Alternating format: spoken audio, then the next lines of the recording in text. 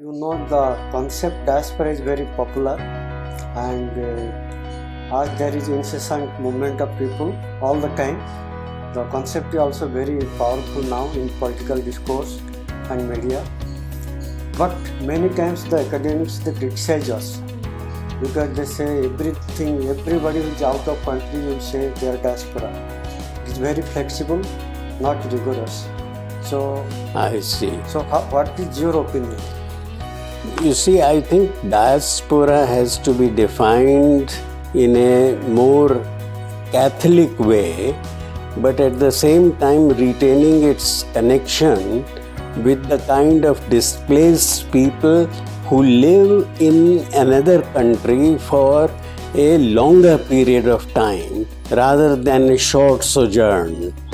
The other thing is that they have dual or multiple loyalties in the countries where they go to, as well as the countries where they come from.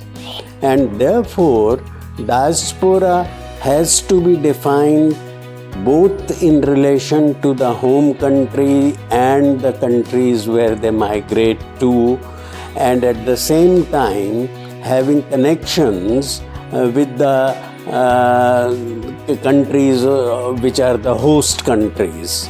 So it is a complex issue, and I think the progress of studies in diaspora now have come to a realization that referent origins, that is, several points with which the diasporics have affiliation, have to be reckoned with. And it depends whether one kind of location is more important than the other. For example, in Fiji, for instance, Fijian Indians have migrated to Australia, to USA and other places. So the linkage with India as a referent origin is rather less. Whereas in countries like Malaysia, for instance, the constant interaction with the geographically near place like India is there. So I think the complexity has to be recognized, and multiple referent origins have to be taken into account. Then the concept can be of help analytically and comparatively. With me because of the migrant rights stories, and then I exposed the human trafficking, and finally they called me and they told that you are too hot to be handled, so you just get out from this country. So in 2017, April 15, I was deported, blacklisted by Oman and thrown back to India. And when I lost my job, I had some good international connections. They recommended me to this ICIDM. What ICIDM is doing is that basically we are doing research for governments, for multinational companies, and for some global organizations like IHRB, ECCHR, BRC, HRW, ILO, ITUC, those kind of things.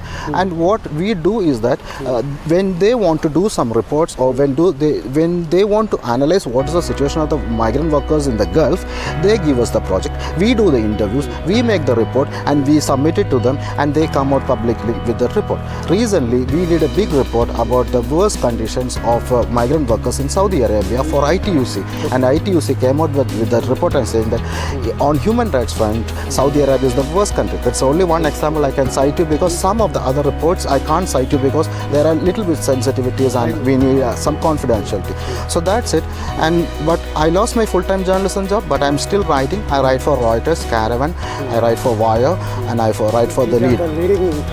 I write for everybody, and mainly I focus on migration stories and Dalit stories, marginalized people, that kind of stories. Very commendable. Yeah, and those are the left out. Yeah, as you said earlier, it's very quite difficult to find a space for a migration story in India. Often the migration story comes out only when the World Bank releases the remittance statistics, or if some 1,000 workers are stranded in Saudi or Kuwait or UAE or something like that. Other than that, the migration stories doesn't find any space space. But they bring them for the purpose of work. But in Malaysia law, you're not allowed to work with a tourist visa. And you cannot convert a tourist visa or a e-visa to a work permit. That is not allowed. But still there are.